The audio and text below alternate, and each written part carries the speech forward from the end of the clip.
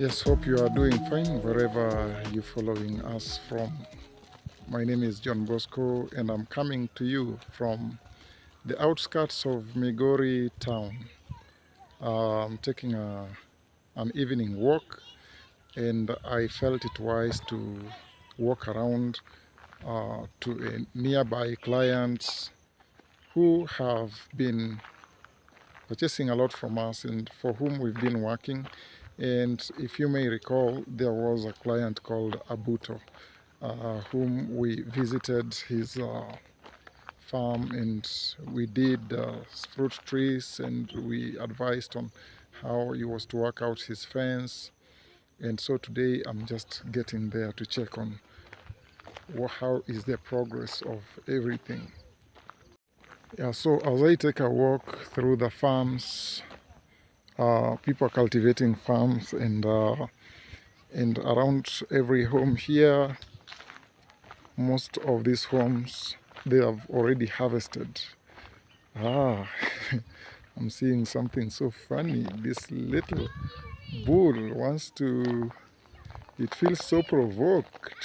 I don't know what it's gonna do to me, but let me get moving closer and see what it really intends to do.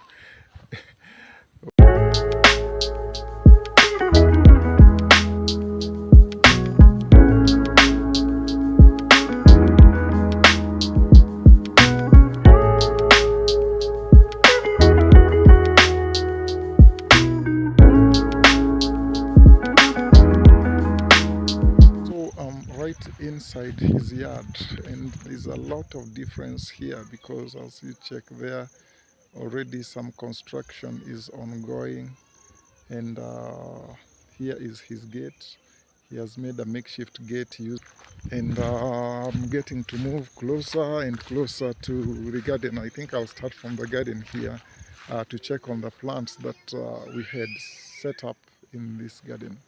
I'm glad there is all that you can see in the background, kales to that side and also tomatoes to this side. And so I just want to walk around and I'll be making suggestions on what has been done rightly, what needs to be improved. Yeah, so welcome and keep walking this journey with me as I update you on how much Buto has been able to undertake in his farm here. Yeah, so checking around here, he has got lots and lots of tomatoes, some of which are already ripe and needs to be harvested. I can see that some needs to be supported because they are lying on the ground. So particularly like this one here needs to be supported onto the support system, which is a stick. We call it a stake, so that it is supported here. And also as you check around, you see lots and lots of them. Is doing so well. Tomatoes are all over, I tell you. He's such a serious guy. And also checking here, you can see that the Kaliandra that we planted, we planted both Kaliandra and also acacia trees, and we have K apples to the fence. K apples were meant to provide security, while acacia acacia is a nitrogen fixer, and also we have got calandra, which is a fodder and also a nitrogen fixer. And as you may recall, we said that this helps in formation of the green wall, and that is why you can see that it is done all across the fence. And one thing I appreciate is that weeding has been done here accordingly, and everything that was planted in terms of forming the green wall was done quite appropriately. Since we planted, I think it's about 3 months ago, but you can already see that the calandra are big. This is almost a meter tall. And besides calandra, we also did this plant here, which is called lucina. So lucina and calandra both are fodder and both are nitrogen fixers, and even acacia is a nitrogen fixer. And so we've had them growing, and they are already taking shape here around the fence. The only thing I'll advise here is that he needs to uh, support them or shape them in such a way that they'll grow straight instead of forming such branches. That is if he needs them to be straightening up faster.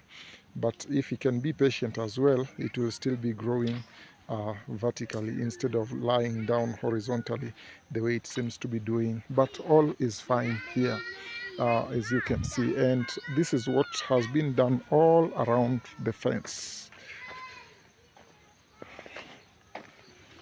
All right, and having a vegetable within the yard is usually not so hard. The last time we were here, the vegetables had just been planted. These are kales. Back here we call them sukuma wiki. They are a little affected by pests because you can see that pests have poked some holes, and also as we inspect this, you will see that some pests, aphids, are hiding beneath the leaves. This happens a lot rampantly during the sunny days, like it has been scorching hot. But also this still needs to be controlled, and they are organic methods of controlling this if you do not go the pesticide way, because again we understand the dangers of using chemicals like pesticides on such foodstuff, because first of all, pesticides are not healthy for human consumption, and sometimes you might think that you've applied it and you have waited enough before you consume your vegetables, only to realize that you are consuming a vegetable that perhaps could be contaminated. And we'll be sharing with our client how to go about the organic methods of controlling the pests that are affecting his crops here. But one clear thing is that weeding has been done so nicely here. The sun has been scorching hot. It rained for the first time 2 days ago, but you can see that the farm is all wet and fine now, and so I believe that that will even trigger faster growth of the vegetables. That is the sukuma wiki. I know our client Abuto to be a hotelier, and so this, I believe, is helping a lot in his hotel industry in terms of feeding the clients who keep visiting there from time to time. And also having tomatoes here also gives him an opportunity to be serving the clients. The shortcomings with the tomatoes is that weeding is very necessary to be done at this time, because with lots of weeds choking the crops, they will not allow the tomatoes to do well. And also because the weeds will also form a hiding place for pests, you know. So pests won't allow them to do well. But so far so good. I appreciate that he has done his best in taking care of this. And again, tomatoes usually do better in hot days than in days when the rains are just too much, because they keep spoiling up. They don't do well. You see. But I'm glad for the ones that are already here and doing fine. Yeah, so this is it. Now another thing to talk about is the plants that we had here.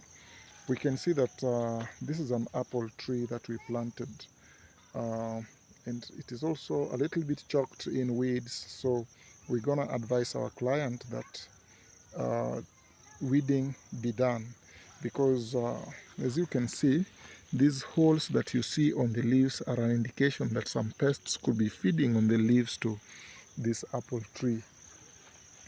And there are more and more of such apple trees here, so you can see that we planted this apple tree, and I'm glad that despite every other challenge, they are in good shape, they are in healthy shape. So our client will be enjoying the fruits thereof anytime soon.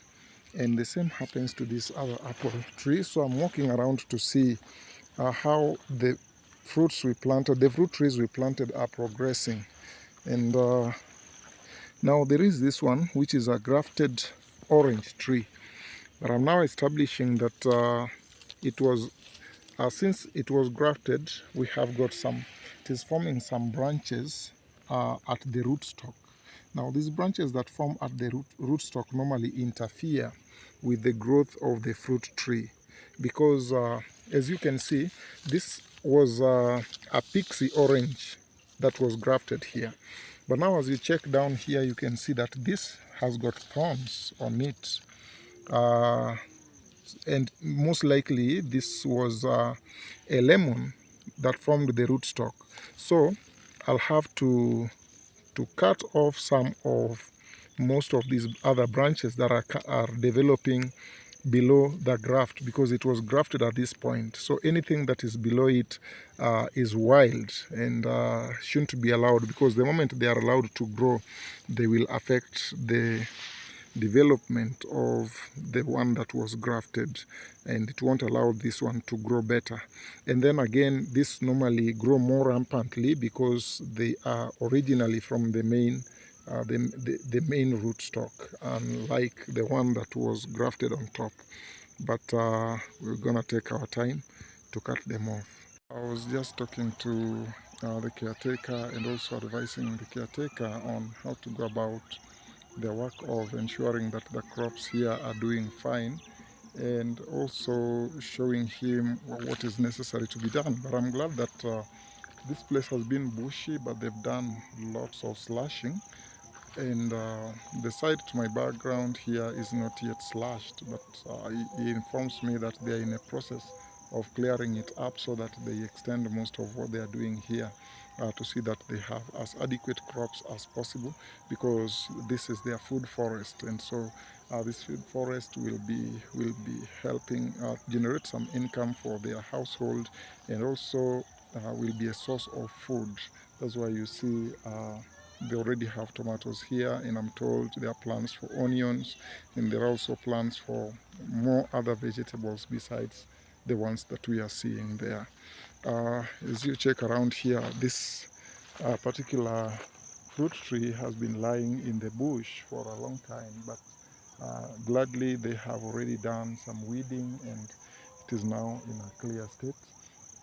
I was talking to the caretaker concerning the branches that keep growing or are growing from the rootstock, and I was telling him how to get them removed, because when you just leave them onto the plant, they affect the growth of the graft or the bud that was added to the rootstock.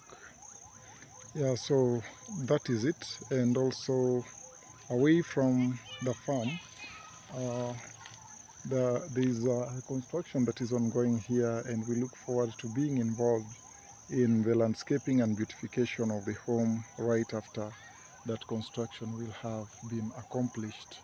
But otherwise, as we speak, we have this avocado tree that is so full of fruits, and this is good for the client's household to start with.